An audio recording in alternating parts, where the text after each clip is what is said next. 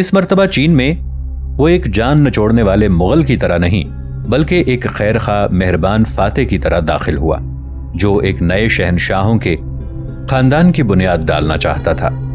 चीन ने मुगलों की हुकूमत के नकाइस का अच्छी तरह अंदाजा कर लिया था। उसने अपनी तकदीर का रिश्ता चीनियों के साथ जोड़ा था।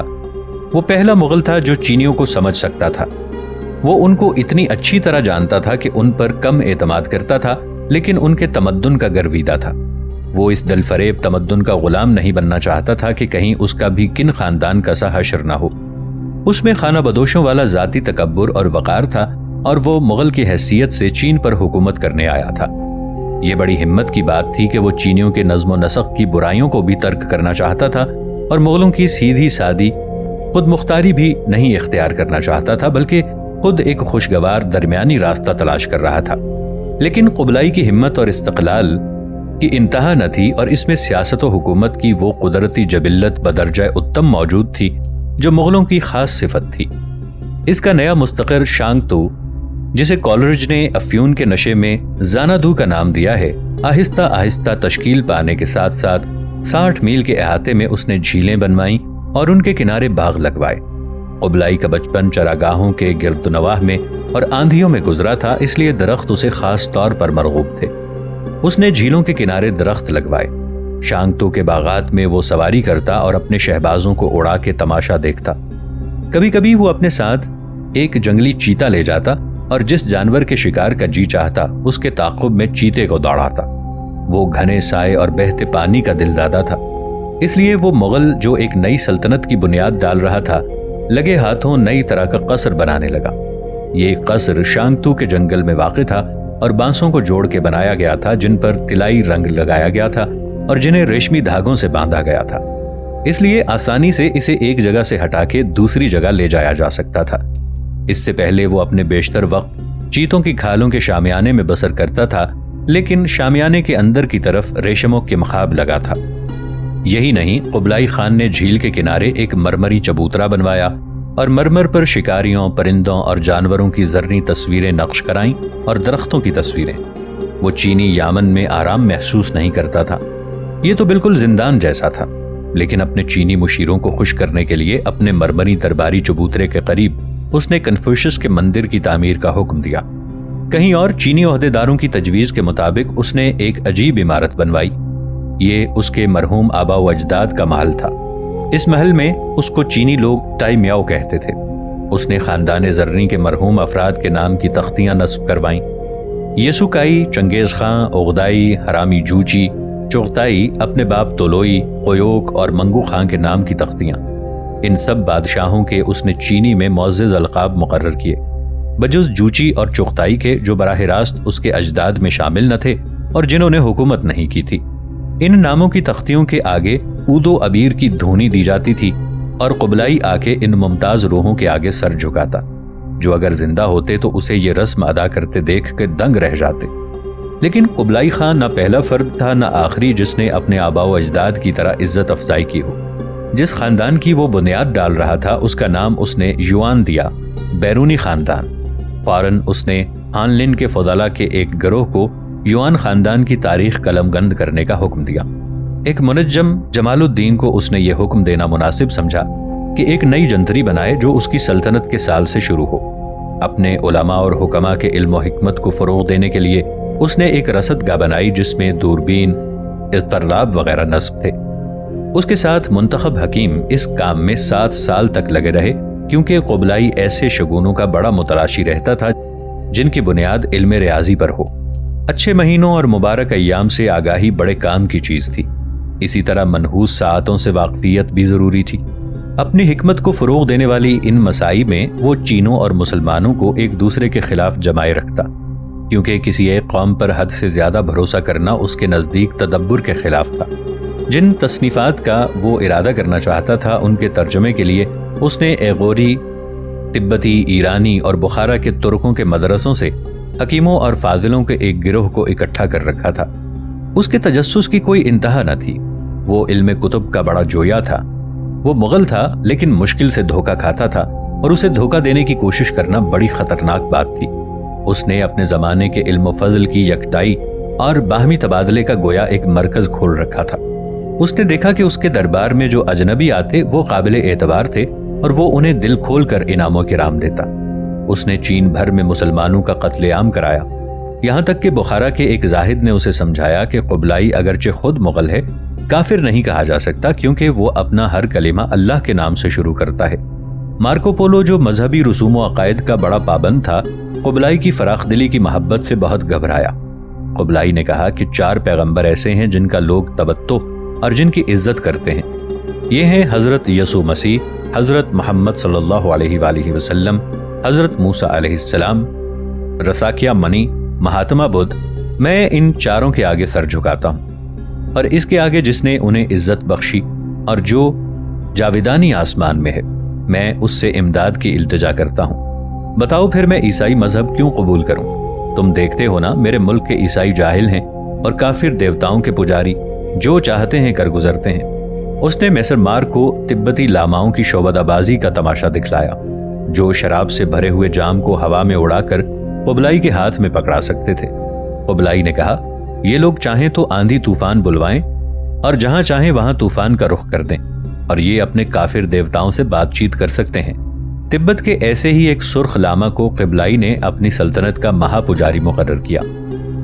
कुबलाई का खुद कांतंतरी शामानों की रसूम पर कितना ही एतकाद हो, वो उस सफेद पहाड़ों वाले लामा फागस पा का बड़ा मोतक़िद था।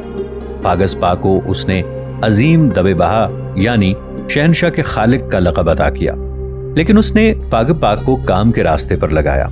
उससे फरमाइश की कि आलमगीर हुरूफ तहज्जी बनाओ जिसमें बोलचाल की जबान को चीनी और तिब्बती तहरीरों के साथ साथ लिखा जा सके। ये इसलिए कि मुगल दरबार में बोलियों और अनवाउ अक़साम की बड़ी कसरत थी। फागसपा ने बड़ी हिम्मत से कोशिश तो जरूर की, मगर ये दिलाई लामा भी ऐसे हुरूफ तहज्जी ना ईजाद कर सका जो तमाम जबानों के लिए कारआमद साबित हों। चीनी दानाओं को यह नहीं बहता था कि एक तिब्बती को ऐसा बुलंद मर्तबा हासिल हो। दानाया ने चीन तखय्युल के लिहाज से ताओ के पैरों और इल्म फ़नून में कन्फूशियस के पैरों थे। इस बात से कुबलाई गालिबन नाराज न था क्योंकि वो चीनी बुनियाद पर एक आलमगीर सल्तनत तामीर करना चाह रहा था। जो तमद्दुन उसे इस कदर महबूब था, उसी के खिलाफ वो कशमकश कर रहा था। चीनियों के जुमूद और रसूम में उसे एक ऐसी क़ुव्वत नजर आती थी जिसे हथियारों के जरिए तोड़ा ना जा सकता था। उसने बड़े तदब्बुर से अपनी रियाया के तमाम तबकों के लिए एक ऐसा नज़्म नसक़ सल्तनत मुरत्तब किया था जिसमें किसी वाहिद नस्ल को गलबे का मौका न मिल सकता था। उसके हम वतन मुगल फौज में आला ओहदों पर मुमताज थे। वही दरोगा ची, सूबों के गवर्नर, अदालतों के नाजिम और महकमों के सदर भी थे। ज्यादा होशियार मुसलमान कमतर ओहदों और मालियात की वसूली पर मामूर थे। चीनी मदरसों को चलाते थे और बल्दियों के मुहर्रर थे। इस तरह नज़्म नसक का खाका ये था कि पुलिस की सी ताकत मुगलों के हाथ में थी, खजाना गैर मुल्कियों की तहवील में था और तालीम चीनियों के सपोर्ट थी। नाजरीन, आगे बढ़ने से पहले कमेंट सेक्शन में हमें अपनी आरा से जरूर आगाह कीजिएगा कि आपको हमारी ये सीरीज कैसी लग रही है। आइंदा आने वाली इक़्साद से बाखबर रहने के लिए हमारे चैनल को सब्सक्राइब कर लें और साथ मौजूद बेल आइकॉन को जरूर क्लिक कर लें। शुक्रिया।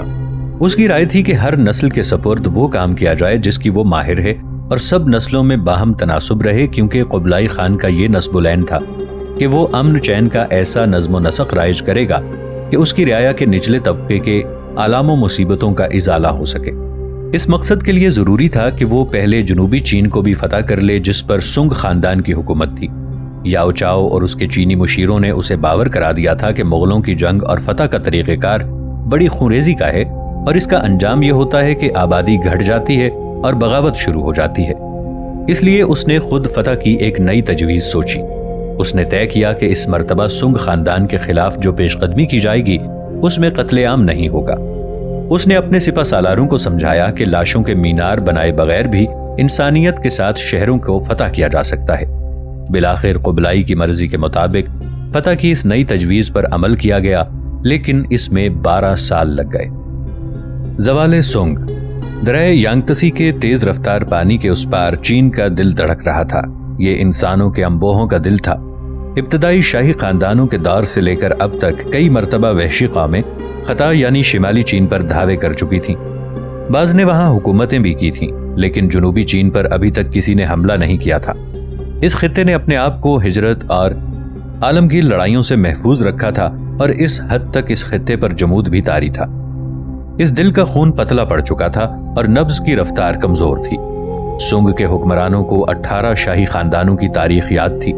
ان کا اپنا معاشرہ 3 صدی پرانا تھا۔ اس معاشرے کی نگاہیں باطن کی طرف مرکوز تھیں، روحانی اقدار پر غور و خوض، مصوروں کے مقلم کی پہچان، خطوط کی نزاکت، جو یوں معلوم ہوتے تھے جیسے دھندلکے میں جھیلیں۔ اہل سنگ کے دلوں پر رنج و الم کے بادل چھانے لگے۔ انہوں نے جنوبی پہاڑوں میں اپنے لیے ایک فردوس ارضی تعمیر کی تھی، ایسی جنت میں جس میں خزاں سے درختوں کے پتے زرد پڑ گئے تھے اور کون سال چاند نیند کے متوالے گاؤں پر چمک رہا تھا۔ شاعر سنگ پوجن لکھتا ہے، پس بے حرکت بلندی پر سے شام کی روشنی میں سے بھرے بادلوں کو آسمان کے پاس گزرتے دیکھا، جبکہ ہلکے پھلکے طائروں کی پرواز کی ہوا کے جھونکے اڑا لے جاتے ہیں۔ اتنے عرصے تک باقی ماندہ دنیا سے الگ تھرگ رہنے کی وجہ سے سنگ کے لوگ اس طرح اپنی اندرونی روح سے سکون حاصل کرتے تھے۔ ان کے نزدیک سرحد کے اس پار مغلوں کی یورش بھی ایسی ہی تھی جیسے دشت کے اور خانہ بدوشوں کے دھاوے جو ہمیشہ ہی ہوتے رہتے تھے۔ ان صدیوں میں سنگ سلطنت نے ایک ایسی پرامن معیشت کی تکمیل کی تھی جس کی بدولت ملک کی زراعت سے زندگی کے عظیم مرکزوں کی ضرورتیں پوری ہوتی تھیں۔ ساتھ ہی شہروں کی تجارت کی وجہ سے کھیتوں کے مزارعین کو مدد ملتی تھی، لیکن یہ بڑا نازک سا نظام معیشت تھا جس میں امیر بہت امیر تھے اور مفلس بے حد مفلس۔ شاہی خاندان کے لوگ جنہیں فرزند آسمان یعنی شہنشاہ کا قرب حاصل تھا، ینگتسی کی گہری کھاٹیوں کے ماہی گیروں سے اس قدر دور تھے جیسے شاعر کے آسمان کے بادل۔ سنگ خاندان کی طاقت عظیم الشان فصیل بند شہروں پر قائم تھی۔ صرف شہر لن-نگان میں 6 لاکھ خاندان آباد تھے۔ اس شہر کے 12 صدر بازار تھے۔ مورخ وصاف کا بیان ہے کہ اس میں 64 عام میدان اور 700 مندر تھے جن کی دیواریں قلعوں کی دیواروں کی طرح مضبوط تھیں۔ اس کے درمیان سے جو دریا بہتا تھا اس سے نہریں نکالی گئی تھیں۔ یہ 360 پل تھے۔ مارکو پولو جس کو مبالغے کا بڑا شوق تھا، ان پلوں کی تعداد 12,000 بتاتا ہے۔ ان میں سے کئی پتھر کے پل تھے اور اتنے اونچے تھے کہ سمندری کشتیاں ان کے نیچے سے گزر سکتی تھی۔ سڑکوں پر اینٹوں یا پتھروں کا فرش تھا اور ان کا پانی نہروں میں جا گرتا تھا۔ ہر سڑک پر ایک مینار تھا جس میں غلہ یا گودام ہوتا تھا۔ ہر گھر میں تصویریں آویزہ تھیں اور مکینوں کی مکمل فہرست دروازے پر لگی تھی۔ مختلف محلوں کے سروں پر پولیس کی چوکیاں تھیں جن کا سردار شہر کا کوتوال تھا۔ کہیں آگ لگتی تو یہی پولیس آگ بجھانے کی خدمت بھی انجام دیتی۔ لن-نگان کی تعمیر ہی زندگی کا لطف اٹھانے کے لیے ہوئی تھی۔ بیچ میں ایک بڑا باغ تھا۔ اس کی جھیل کے اطراف شاہی محل اور اس علاقے کے مندر تھے۔ یہاں ڈونگوں اور آرام دہ کشتیوں میں آمد و رفت ہوتی تھی اور سڑکوں کے مقابل یہاں بڑا سکون اور خاموشی تھی۔ اس شہر میں ہمیں ایک ایسے جدید دارالسلطنت کی جھلک نظر آتی ہے جو فلک بوس عمارتوں اور کارخانوں کے علاقوں سے پاک ہو۔ اس کے اطراف ایک بڑی سایہ دار سڑک بھی تھی۔ اس کی چوڑی فصیل پر گاڑیاں چل سکتی تھیں۔ قبلائی خان کی فوجیں نئے اسلوب جنگ سے لن-نگان کی طرف خونریزی کیے بغیر بڑھیں۔ یہ قبلائی کی خوش قسمتی تھی کہ اس کے سپہ سالار بڑے ذہین تھے۔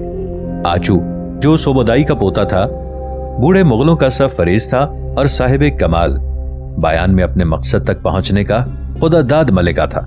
پہلے چند برسوں کے بعد اس جنگ کا تعلق قبلائی کے مقابل بایان سے زیادہ رہ گیا۔ قبلائی نے اس یورش کی بنفس نفیس سپہ سالاری نہیں کی۔ مغل سپہ سالاروں کو سنگ سلطنت سے بجا شکایت تھی کہ ایک سنگ وزیر نے اس موقع سے بیجا فائدہ اٹھایا، جبکہ قبلائی جلدی سے صلح کر کے اریک بوغا کا مقابلہ کرنے کے لیے قراقرم روانہ ہو گیا تھا۔ اس وزیر نے اپنی سرحد کے اندر اس صلح کو فتح کا رنگ دیا اور سنگ کے شاہی خاندان کو آگاہ نہیں کیا کہ صلح کی کن شرائط کی تکمیل ضروری ہے۔ اس نے مغلوں کی آپس کی خانہ جنگی سے یہ بھی فائدہ اٹھایا کہ مغلوں کی سرحد کے دستوں کو ختم کر کے اور نئی فتوحات کا دعویٰ کیا۔ ملک کے لوگ سمجھنے لگے کہ سچ مچ مغلوں کو شکست ہوئی ہے، اور جب احتجاج کرنے کے لیے قبلائی کے درباغ کے قاصد پہنچے تو اس سنگ وزیر نے انہیں قتل کرا دیا۔ دوسرے مغل افسروں کو قید کر لیا اور لن-نگان کو اصل صورتحال کی اطلاع نہ پہنچنے دی، لیکن اب اس نے اپنے آپ کو ان نئی حملہ آور مغل فوجوں کا مد مقابل نہ پایا جن کے متعلق وہ سب کو باور کرا چکا تھا کہ وہ انہیں شکست دے چکا ہے۔ اس کی اس غداری کی وجہ سے سنگ کے بہت سے قابل سپہ سالار اس کا ساتھ چھوڑ کے مغلوں سے آن ملے جن کو ذمہ داری کا زیادہ احساس تھا۔ اس طرح بہت جلد بایان کی فوج میں شمالی چین کے انجینئروں اور تیر اندازوں کے دستوں کے ساتھ سنگ کی سرحدی فوج کے بہترین دستے شامل ہو گئے۔ وہ باقاعدہ منزل پہ منزل آگے بڑھا اور کسی شہر کا محاصرہ جب ہی کرتا جب اس کی ضرورت ہوتی۔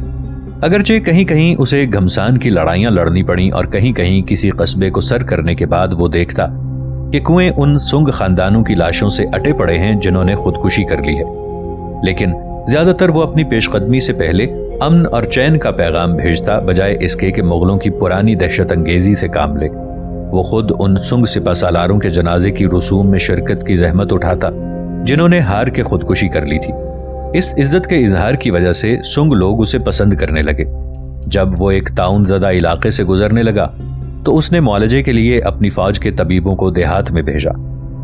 اس کے کچھ سپاہی کاشتکاری کے حل وغیرہ لے کر چلتے اور مزارعین کو اناج بونے میں مدد دیتے۔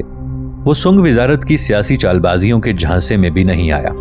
لن نگان سے اس کے پڑاؤ میں قاصد بھیجے گئے جنہوں نے احتجاج کیا کہ تم ایسے ملک پر حملہ کر رہے ہو جس کا بادشاہ ابھی نابالغ ہے اور اس کی ماں بیوہ ہے۔ قبلائی کے سپہ سالار اعظم نے جواب دیا، تم کہتے ہو کہ تمہارا آقا نابالغ ہے، مگر تم بھول گئے کہ چاؤ خاندان کا وہ شہنشاہ جس سے تم نے سلطنت چھینی وہ بھی نابالغ ہی تھا۔ ہم بھی تمہارے ساتھ وہی سلوک کر رہے ہیں، تو تمہیں برا کیوں لگتا ہے؟ یہ پہلا موقع نہ تھا کہ اس قسم کی حاضر جوابی سے سنگ کے سفیر اپنا سا منہ لے کر رہ گئے۔ چینیوں کے نزدیک اس حاضر جوابی کی اہمیت جنگ کی فتح سے بڑھ کر تھی، لیکن اس کے یہ معنی نہیں کہ آچو اور ربیان نے جنگی سرگرمیوں میں کوئی کمی برتی۔ انہوں نے ایران کے ایل خان اباقہ کے پاس سے منجنیقیں بنانے کے ماہر بلوائے۔ منجنیقیں اس زمانے کا بھاری توپ خانہ تھیں۔ ان کے ذریعے اتنی بڑی بڑی چٹانیں پھینکی جا سکتی تھیں کہ فصیلیں تاب نہ لا سکتیں اور شہروں کے اندر عمارتیں مسمار ہو جاتیں۔ اگرچہ مغل کشتیوں کی سواری پسند نہ کرتے تھے، آچو نے ایک طرح کا دریائی بیڑا بھی دریائے یانگتسی کے دہانے کے قریب بنا ڈالا۔ ان کشتیوں کے سلسلے پر اس نے چینی تیر انداز تعینات کیے، اور جب مقابل سے سنگ کی آبی کشتیوں کے بیڑے نے حملہ کیا تو اس نے کمانوں سے آتش گیر تیر برسوائے، جس کی وجہ سے حملہ آور کشتیوں میں آگ لگ گئی۔ ہوا سے یہ آگ پھیل گئی اور دشمن کا بیڑا منتشر ہو گیا۔